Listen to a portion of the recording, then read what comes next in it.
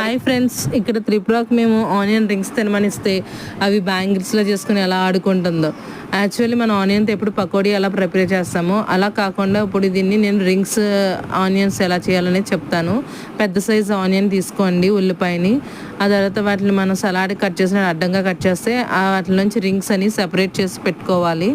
ఈ రింగ్స్ అన్నిటిని మనం ఆనియన్ పకోడీ రింగ్స్ ఎలా చేసుకోవాలని అంటే, ఫస్ట్ మనం పిండి తీసుకోవాలి, శనగపిండిలో ఉప్పు వేసుకోండి, తినే సోడా వేసుకోండి, వాము, కారం అవన్నీ వేసుకుని బాగా కలుపుకోవాలి పిండిని మొత్తం అంతాని.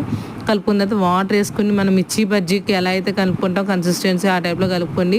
మనం ఏవైతే రింగ్స్ సెపరేట్ చేసామో ఆనియన్ నుంచి అవి ఒక్కొక్కటి డీప్ ఫ్రై చేసుకోవాలి ఆయిల్లో వేసుకోండి. ఇవి అంతే, చాలా సింపుల్ అండి. మీకు ఇంకా ఆనియన్ రింగ్స్ అనేవి రెడీ అయిపోతాయి నిమిషంలో. మన పకోడీకి ఇచ్చేసిన టైం కంటే ఇవి చాలా ఫాస్ట్గా అవుతాయి, క్వాంటిటీ కూడా ఎక్కువ వస్తుంది, చాలా టేస్టీగా, పిల్లలు చాలా ఇష్టంగా తింటారు.